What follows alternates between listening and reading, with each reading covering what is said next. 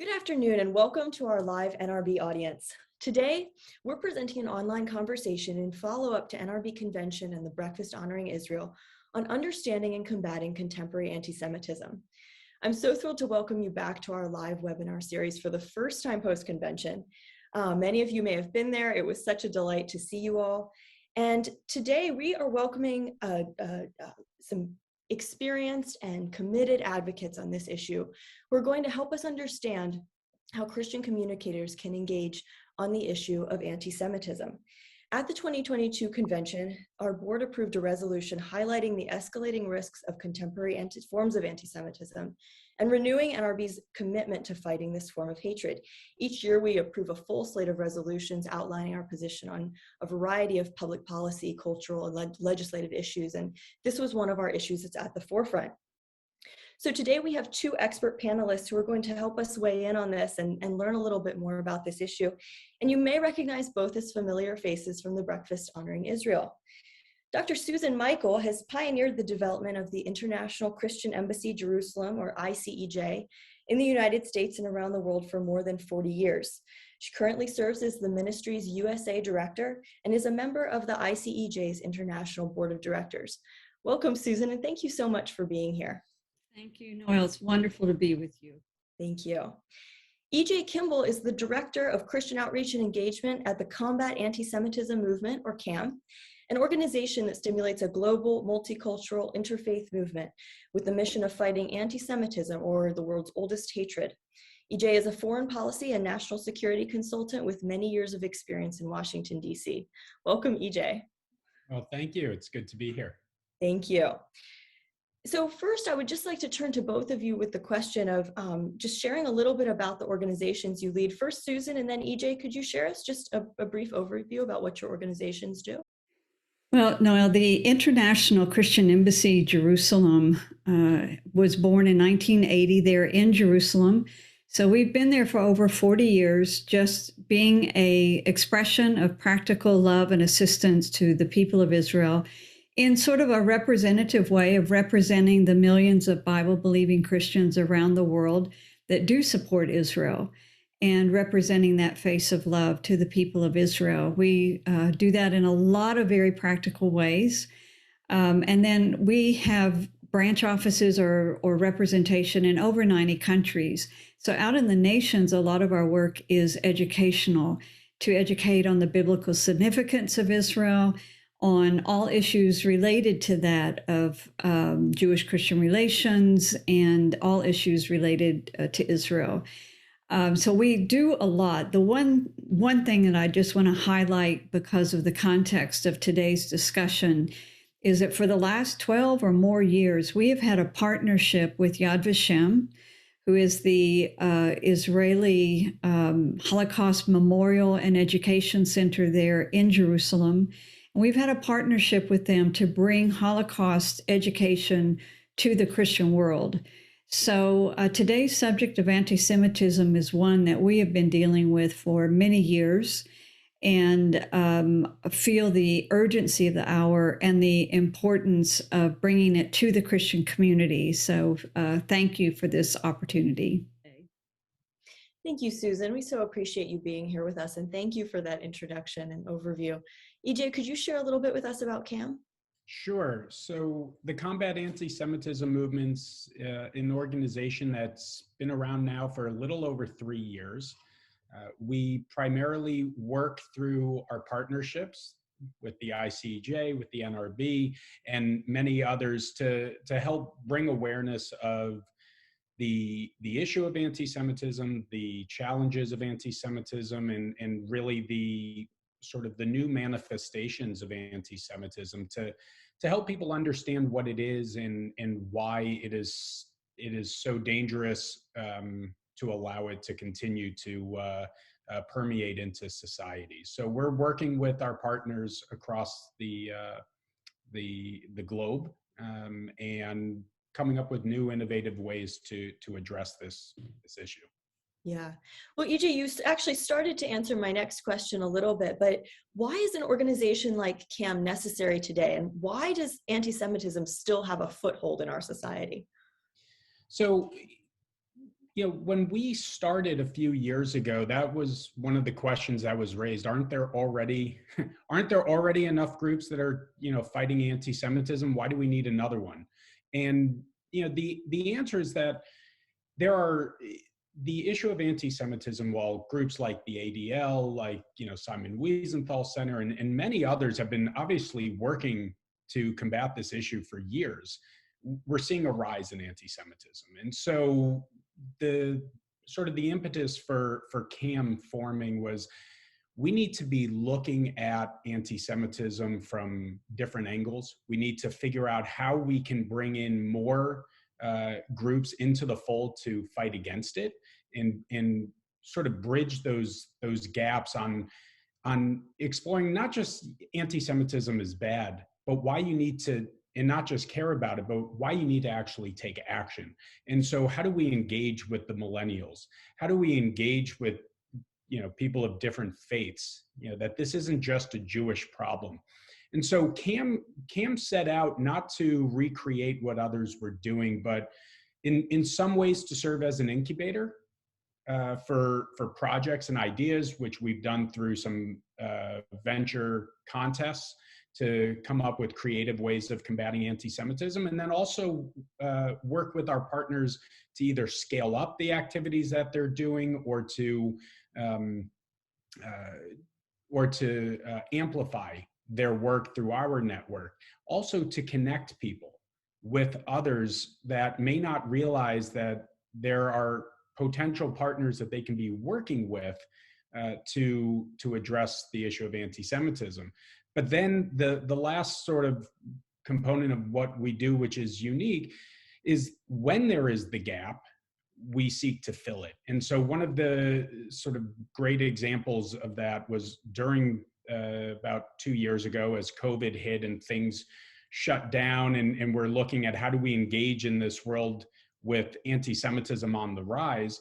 We started a project to reach out to mayors. We had a global mayors summit, but the idea with the summit was to have these discussions about anti-Semitism and how mayors all around the world, from big cities to small, are dealing with anti-Semitism. But when that summit was over, that wasn't the end of the work, because now these mayors had built connections. And so a lot of those discussions are continuing on. We're involved in facilitating certain ones, but a lot of those discussions are now just happening organically.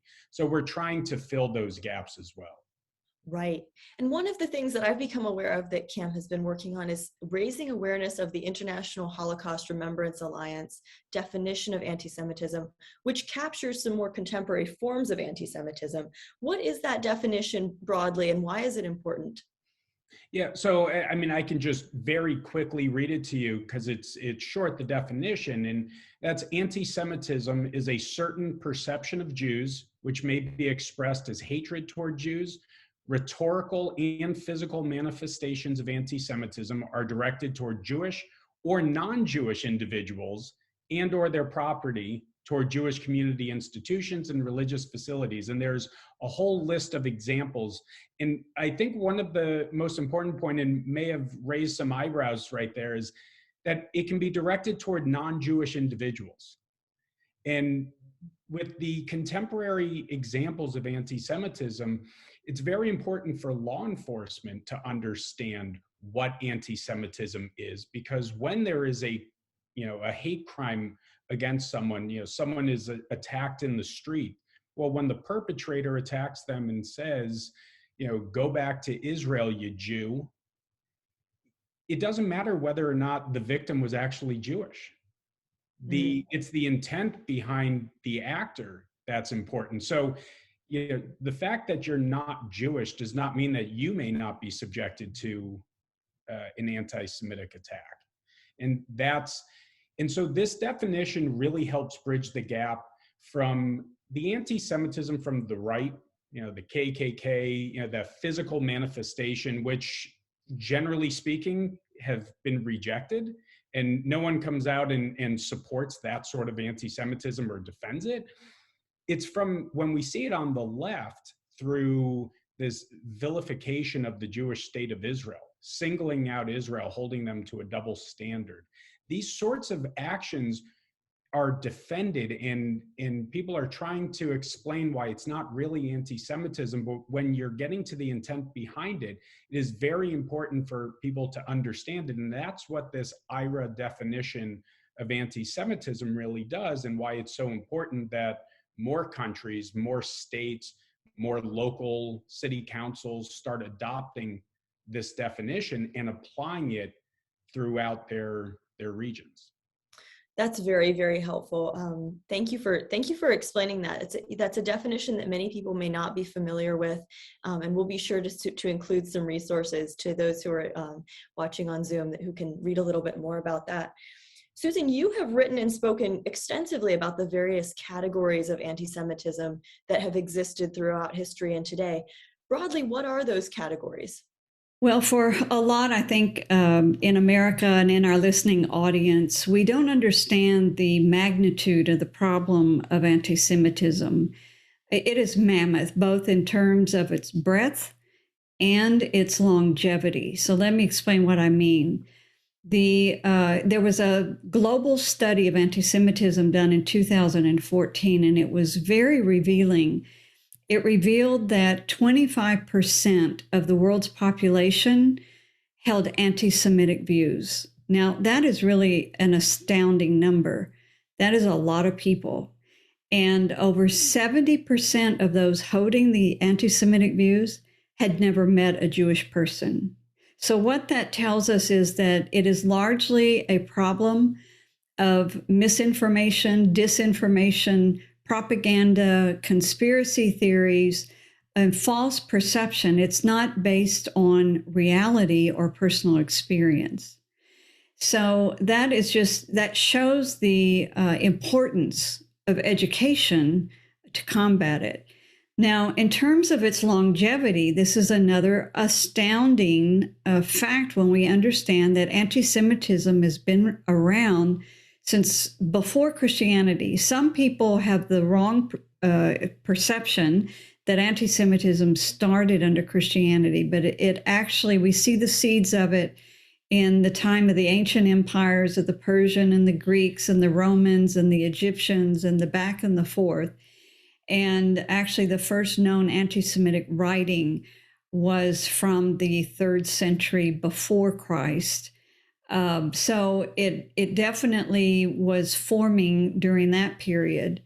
But then it became an influence in the early church. And in the 2nd and 3rd centuries after Christ, the early church began to be influenced by it. And the early church fathers, some of them began to preach against Judaism because they were trying to separate Christianity from Judaism and bring clarity. And a lot of that's because of Roman persecution. And it's a complex situation. But this foundation of anti-Judaism teaching developed into a teaching of contempt of the Jewish people. And it laid the foundation for and became actual anti-Semitism. And the state churches of the day then were influential in actual state laws that were passed degrading the Jewish people. And so this went on for centuries. So first we have the anti-Semitism of the ancient empires, and then we have the anti-Semitism of Christianity. Then thirdly is, though, by the time of the Nazis, the Holocaust, that was not based on religious theories at all. It was based on racial theories. And but Hitler was very clever, and he used the foundation of Christian anti-Semitism in order to get the backing, or the silence at least, of the churches. But so that would be the third form, is the racial form. The fourth form of anti-Semitism, which is the most prevalent today, is a political form, and that is what we call anti-Zionism. It is an anti-Semitic focus on the Jewish collective, not the Jewish individual as much as the Jewish collective, which is the state of Israel. And then we have another prevalent form today, which is a little bit different, and that is Muslim anti-Semitism. And it's unique because it's a bit of a combination of religious and racial and political undertones. Now, what is the lesson from this? Why is anti-Semitism constantly changing? And that is because we liken it to a mutating virus, where as soon as you think that you have stamped it out, it just reinvents itself and it comes back with sort of a new focus, a new verbiage. But at the end of the day, when you dissect it, it is nothing but ancient Jew hatred or anti-Semitism. And the way it works is that based on the ruling ideologies of the day is where it finds its acceptance, and therefore it comes out so that it's in agreement with the ruling ideologies. At the time of the Nazis, there was lots of theories about racism and eugenics. It was all brand new. And Nazism was based on the superiority of the Aryan race. So a racial view of anti-Semitism was accepted at the time. Today, the ruling ideologies of our world are globalism, secularism, and moral relativism. And within that view, it is accepted to be anti-Israel because Israel is a nation state. It's not globalist. It is a Jewish nation state, so it's not secular. And of course, the Jews gave us the Bible and the Ten Commandments, and all moral relativists despise our biblical foundation. So that's just a little overview of why and how you have these different faces over the years and over the centuries, in fact, over the millennia, of what we call anti-Semitism, and why the most prevalent view today is more of a political focus. What an incredibly helpful overview. Thank you for that. I feel confident that probably everyone watching learned about some form of anti-Semitism or some expression of it that they were not already familiar with. And because we're talking primarily to an audience of Christian communicators today, is there anything that is important for Christian communicators to understand about Christian anti-Semitism today? Well, first, we must learn from that history, and therefore we must be teaching that it exists. Christian anti-Semitism, a lot of our Christians in the pews in America don't even know that it ever existed, much less that it could exist today. This part of our history is not a part of your Bible studies in church and the normal coverage in sermons in church. Unfortunately, it's not even taught in our seminaries, so even a lot of our pastors are unaware of just how bad our history is in terms of our treatment of the Jewish people. So first, we must teach about it and bring awareness of it so that then we can learn the lessons from it and apply those lessons to today. Secondly, we must understand that Christian anti-Semitism is not a problem of the past only. It is definitely in existence today, and it is on the rise today. And thirdly, we need to understand that if a church begins to tolerate anti-Semitism, this is known as the canary in the mine shaft. Often anti-Semitism, it's an early warning sign. It's a red alert that something is going wrong in society if society is allowing this type of movement of hatred. Well, let's apply that to the church. It's an early warning sign, I believe, that our churches, wherever this is found, that it reflects a segment of the church world that has moved away from its biblical foundation and is now being influenced by outside influences. And it's a dangerous sign because I believe that church segment will weaken and could, in the end, just implode because it's a very, very bad sign of serious problems and weaknesses and sickness. So we need to understand that this is a problem today and that it is a warning sign, and it's something that we must deal with. Thank you for that. That is a very serious warning, and it is something that is too little talked about, and very few have actually been exposed to those ideas. So thank you very much for that. I would like to turn to EJ. One of the resources that CAM provides is data on anti-Semitic violence and physical threats to Jews. How does CAM monitor this issue, and what trends are you observing?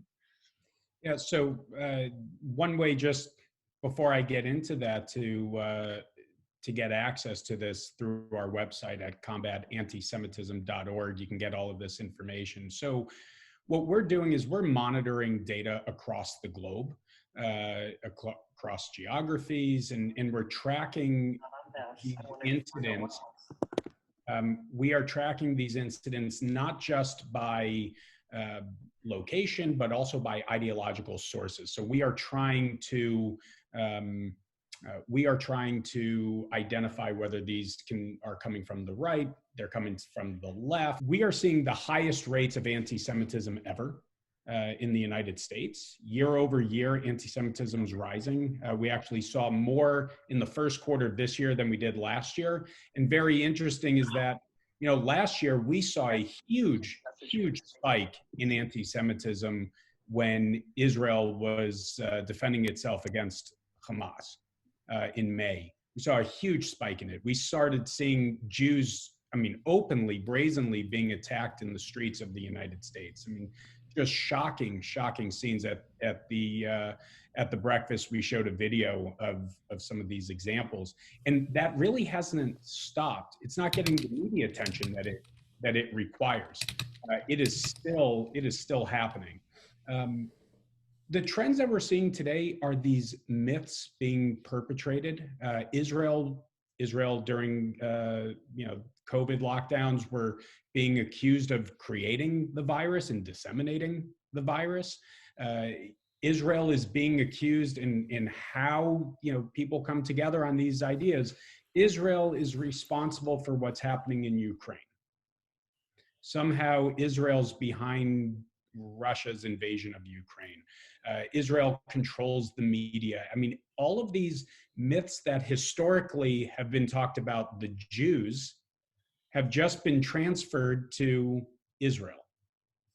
And so we are seeing the continued rise of these claims. Now, social media has a lot of positive aspects and a lot of negative aspects. And on the negative side, what happens is these fringe conspiracy theories get put out there.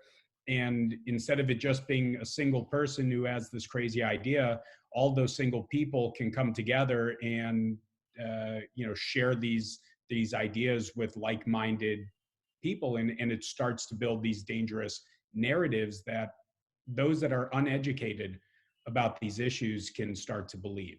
And it's not anti-Semitic people are believing them, it's just people who are not educated about it are hearing this information, and they're getting this impression, which leads to normalization of these sorts of actions. So it is these trends that we're seeing. We're seeing this in colleges, we're seeing this all across the spectrum in the United States and the world, and it is really getting extremely dangerous, and hence why it's important for us to educate people.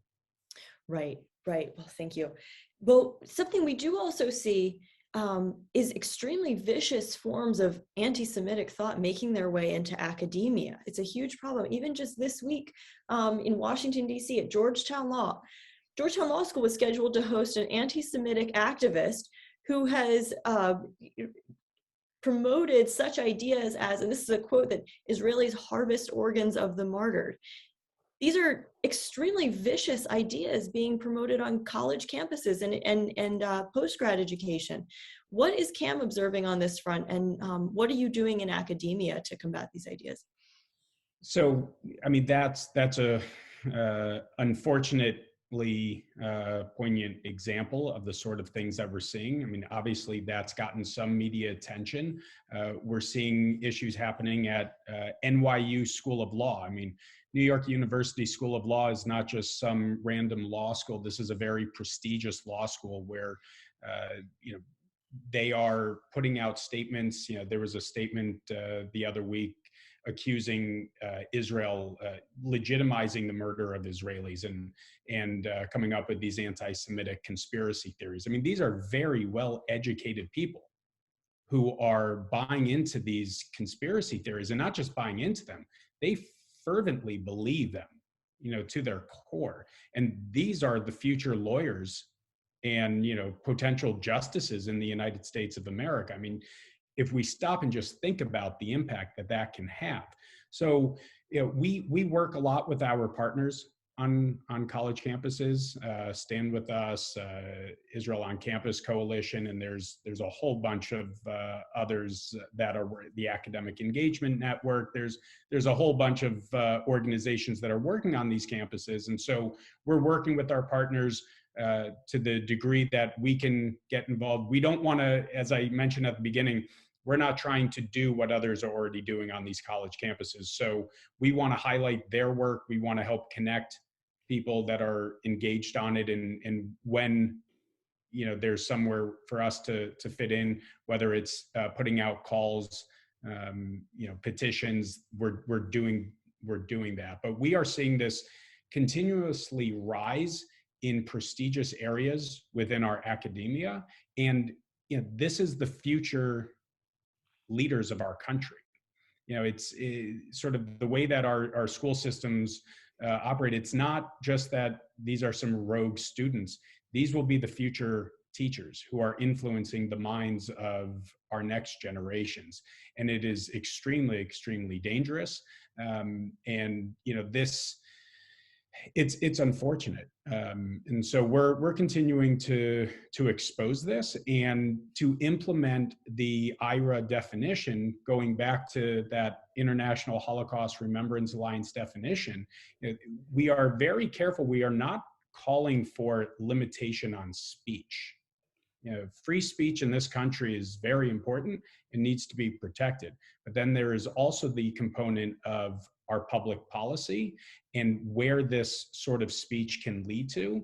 And so if you want to engage in this speech, you can go ahead and do so. However, there will be ramifications if you do it where you are not entitled necessarily to be doing work with the state. There's different laws on the books in different states dealing. We saw this with the Ben and Jerry's, leaving in Israel with their parent company Unilever, where states, because of legislation that was passed prohibiting the boycott of Israel based on this BDS movement, Unilever's stock has dropped because these states have started withdrawing from their pension funds. Why? Not out of free speech. They can do whatever they want, but they don't have a right to engage in business with a state if you're going to engage in anti-Semitism, which runs afoul of public policy. So, there's ways that we are going after this. It's got to be done very carefully to comply with First Amendment protected speech. But these college campuses are very, have shifted away and made Israel out to be the villain. And so therefore, anything that happens with Israel, you are fair game to criticize Israel and to make up whatever conspiracies you want. And it's now being protected under the guise of free speech, but the opposition to explain why they are wrong is being limited.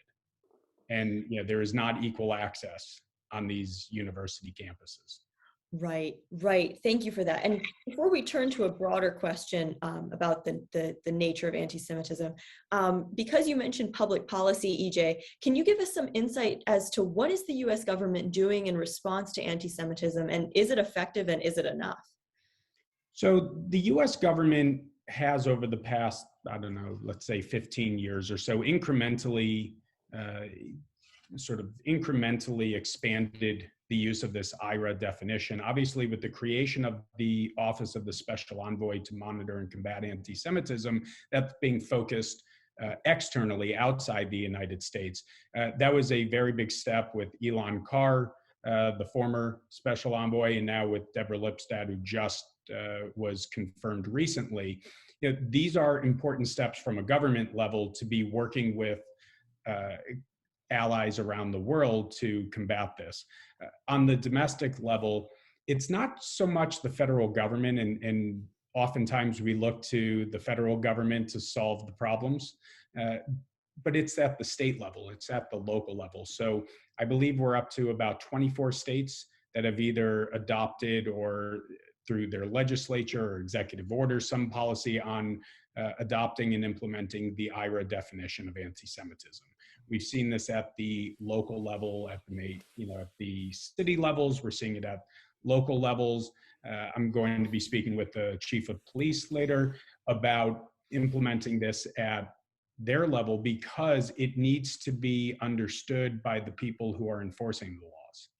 They need to actually understand what anti-Semitism is because it is the knowledge and experience that is required for law enforcement to take action. If they don't understand what they're seeing, then they can't actually deal with the problem. So, the local governments, the state and local governments is really where we need to be focused on. And I think is where you have the most attention because that's where these incidents are happening. The federal government's jurisdiction only goes so far. Right. And I do want to return to that question later on of local action and outreach. But I want to turn to both of you, first to Susan, then to EJ. Overall, do you believe that anti-Semitism is escalating or in decline?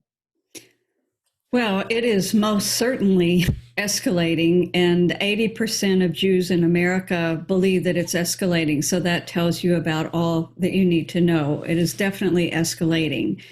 Now, I am very concerned about the United States because we have what you might call a perfect storm that is brewing. And it's a mix of the political divide that's in our country. So we have Israel is at the mercy of the far left, which has turned against Israel. And maybe they would not agree that it's anti-Semitic, but it is anti-Semitic. And then we have on the far right in America, and even in the right, we see that the Jews are part of the left wing in America. So their community is largely more liberal, more are Democrat than Republican.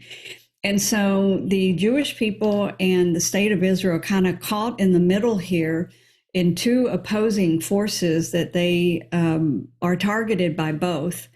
And then we have a push from our right side against Hollywood and media, and even against government and coercion through COVID and all of this thing. But because of conspiracy theories and some of the tropes that EJ talked about, they think that the Jews are in charge of Hollywood and media and all of this. And so this pushback against the secularism in our society and all, I'm very concerned about it.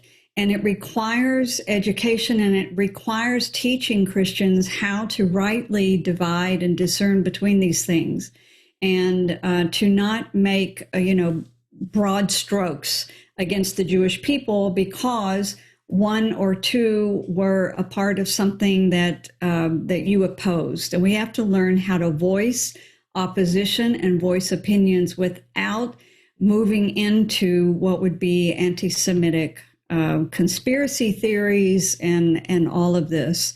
And that's why, so much of anti-Semitism is based on misinformation, disinformation, conspiracy theories, wrong perceptions. And that's something we really have to guard against in this situation. And add to that the economic downfall that we're experiencing right now. And I'm very concerned about this. It is a perfect storm, and the Jewish people could really suffer from it. Wow, that's very powerful. EJ, what are your thoughts on this? Well, I certainly agree that anti-Semitism has been escalating in this country, and it is not just the anti-Semites that is the problem. I mean, obviously the anti-Semite is the crux of the problem. They're the ones that are getting others to engage in it, but it's the uneducated people who don't know what they don't know, and that they're being influenced with these narratives that may seemingly, on the one hand, you see some headlines like in the New York Times when Israel suffers 4 terrorist attacks, and they respond and they kill the perpetrators, they kill the terrorists, and the headlines is Israel kills 2 in response to attacks. Well, it's not actually being clear about who they killed, and that it wasn't just an attack, that this was a terrorist attack. And it's these misleading headlines that are influencing people and how they're thinking. And once you get that out there, that first impression is what stays with people. Explaining, apologizing later, that's fine, but it doesn't change people's first impression. And most of the time, people have moved on with their lives. Our media today, that first impact is all most people are going to care about, and they're going to move on with their lives and wait for the next issue. I think it's very instructive that we really understand what anti-Semitism is, and defining it properly. And I echo what Elon Carr, when he was the special envoy, would just come out very clearly. Anti-Semitism is Jew hatred. Anti-Semitism as a word is hard to understand. What exactly is it? Are you against something? But Jew hatred is a lot easier to understand. And it's important to get that message across. And I hope that the audience watching this can really understand this. We are talking about Jew hatred, and that Jew hatred may manifest itself as hatred towards the Jewish state, but it is Jew hatred. One thing I do know about the audience who is with us today, the NRB audience broadly, is that they are not just focused on talk. Even though we're communicators, they're focused on action as well. And turning specifically to the concerns of Christian communicators, how can Christians in media and broadcasting engage effectively in fighting anti-Semitism? And EJ, I want to ask you that question first, because you've articulated the importance of local action and local engagement. I wonder if there's a connection there. Yes. So I was talking with our colleague, Reverend Johnny Moore, who was our keynote at our breakfast. And he said, the problem in the churches is that the term anti-Semitism is not spoken. The actual term. It's just not something that comes up. It's not part of the conversation.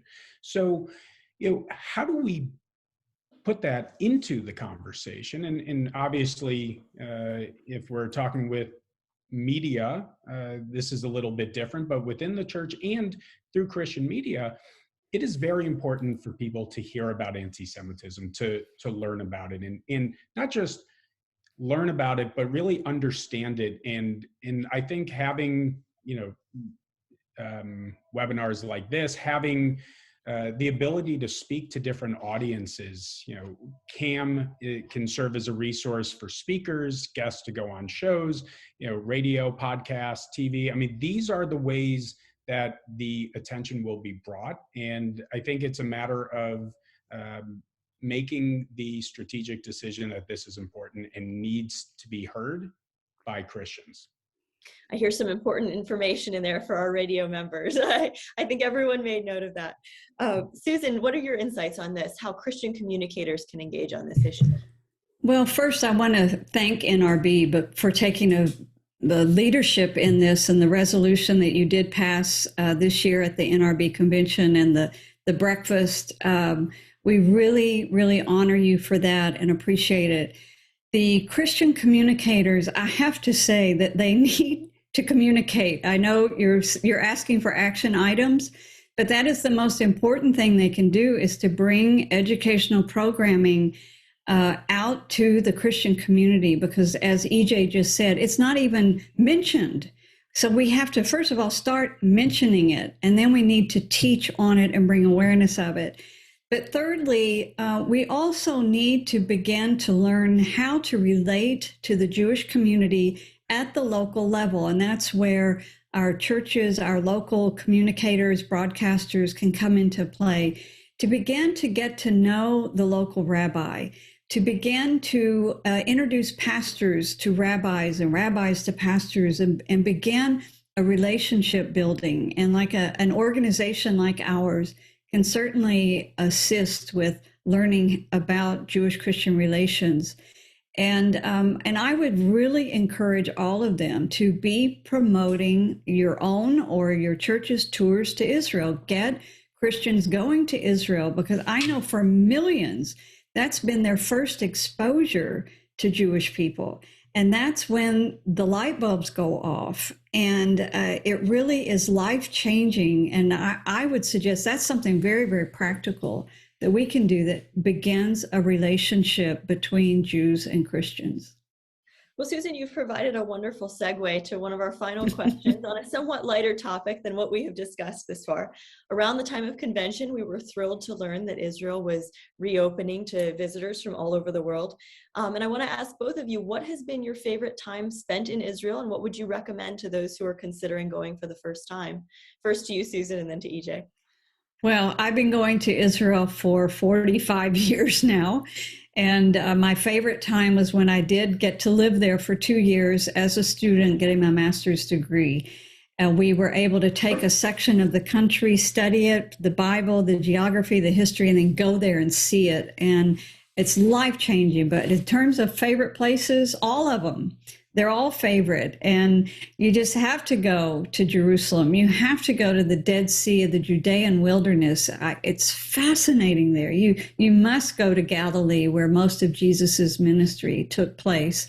And along the way, try to meet the local Israeli people and get to know them. So they just must go, and they must see as much as possible. You can sleep when you get home. Okay. I love it. Thank you. EJ, your thoughts?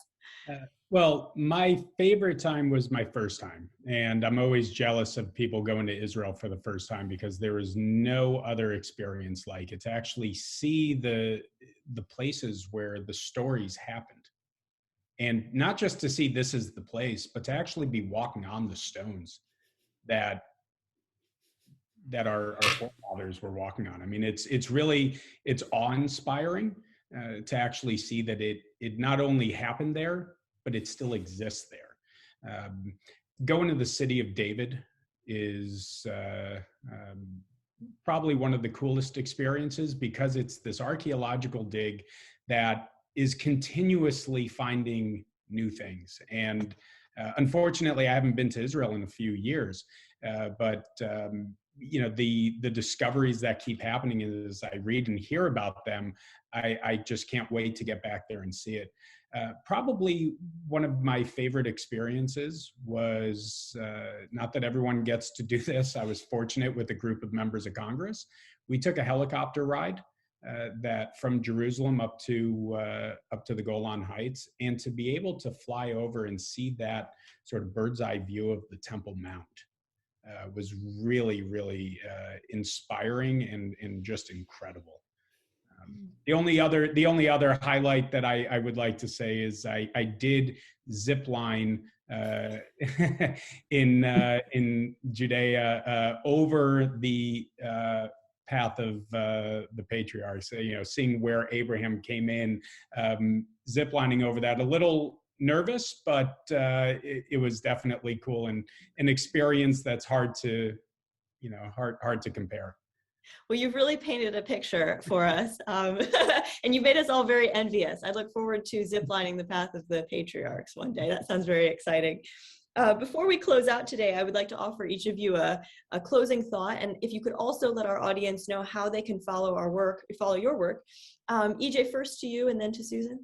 Sure. So first, to follow our work, you can go to combatantisemitism.org, sign up for our newsletter. You'll get access to, on a weekly basis, the events that are happening tonight, starting tonight, and tomorrow we have a big event on Holocaust Remembrance Day, hearing from, I believe, 5 Holocaust survivors, and as well as others. So certainly go to our website to sign up for it and to serve as a resource for you. I think I'll close with sort of a short comment here. The issue of anti-Semitism is one that can unite across the political divide. Hatred is a problem in this world.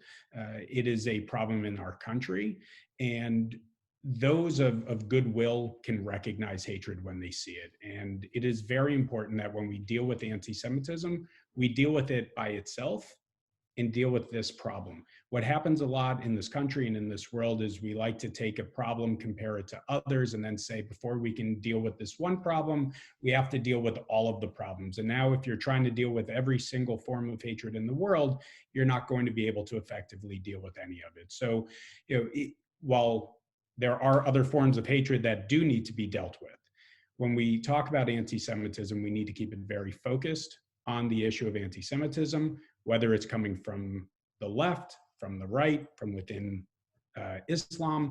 These topics can be tough to talk about. Some people get uncomfortable with it, but if we don't have these hard conversations, we don't actually discuss them, we're never going to be able to solve these problems, which is why we see rising anti-Semitism. So I really strongly urge the communicators on this call to really heed this call and start talking about this issue and engaging on it and having your audience, and don't be afraid to have the tough conversation.